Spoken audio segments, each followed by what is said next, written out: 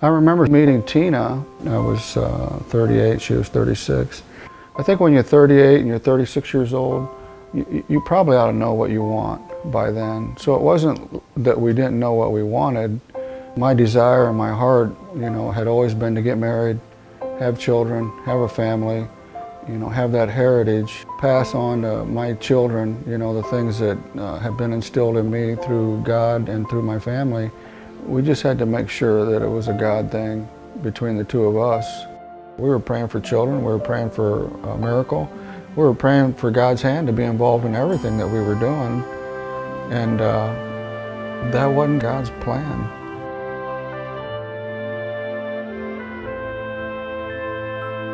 I always wanted to have a family, have kids, be a mom. I just didn't know it would be in my 30s. I knew that when we were on our honeymoon, I could have possibly gotten pregnant because I had already started mapping it out.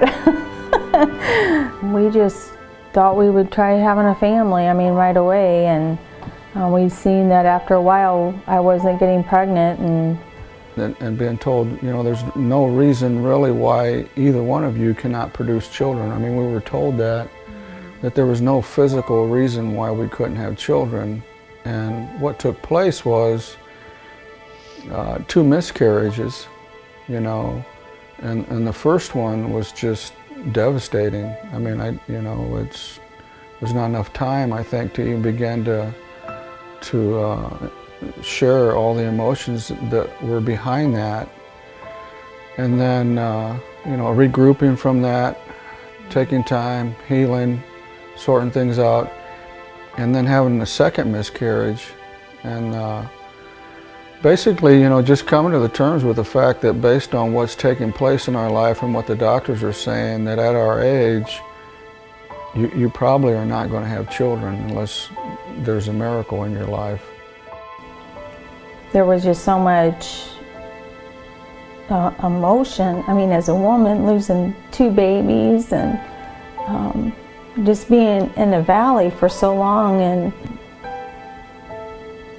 I had this mother's heart, and I couldn't understand why God wouldn't allow me to have a family or to have a baby, The one thing that I seen in Tina was the amount of pain that she had.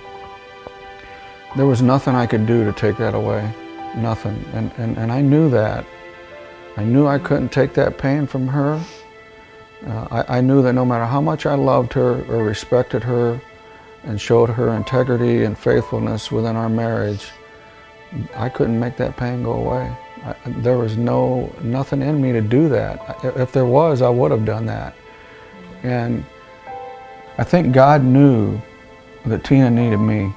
Mm-hmm. He knew that there was only one person for Tina, and it was me, because he knew I was not going to break her spirit. Yeah. And I never broke Tina's spirit in any thought or word or deed.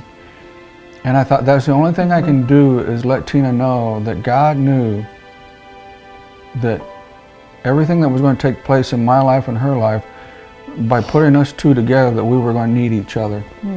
I was going to need her and she was going to need me to get through this, because I'm not this great man, but I did come to the conclusion that, okay, God, if this is your answer, I could live happily ever after with Tina and be content. In the midst of that battle and that struggle and that pain and that heartache and that emotion and that always asking God why, and that's the thing about God, is that I don't think he ever shoved us away and said, you need to quit asking. But I think there had to be a point in both our lives where we had to stop and just say, we're going to lay down both our wills here, God, because our will is not lining up with your will.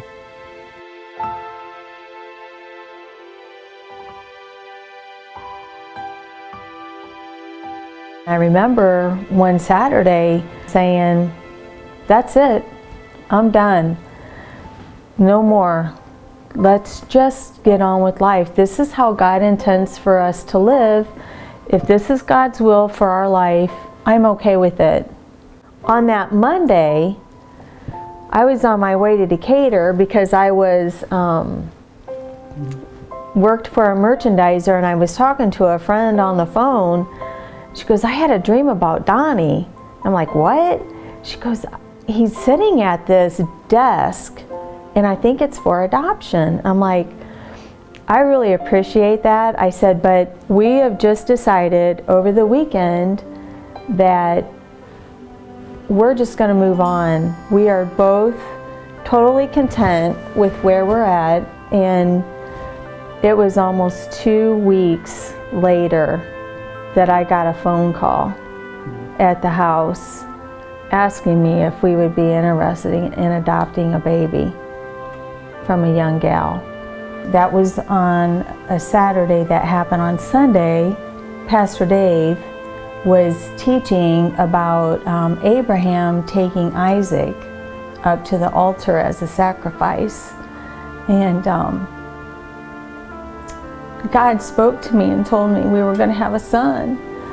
And I just started weeping.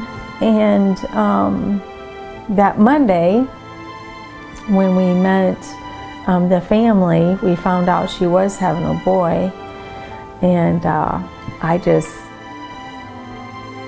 I couldn't believe it. It took a lot of courage for her, and it is our blessing and God's miracle. Every day I look at my son. That's our miracle. That's God's miracle today. And when Pastor Dave said a few weeks ago that people often wonder, does God still do miracles today? I just sat there and I shook my head, and I just sat there and I wept. And I thought, you know, God does, because I look at my miracle every day, and that's my son Isaac. It's not because of any great thing that Tina and I did or any good thing that we did because for us to receive Isaac into our home. But I can say this, though, is that there is something about being faithful and being diligent and being persistent and being consistent, because God says that He is a rewarder of those that seek Him. And that's not a payoff. That's God's blessing and His favor. Only God can put into my life what He knows I need, how I need it, and when I need it. And that's what Isaac is in our life.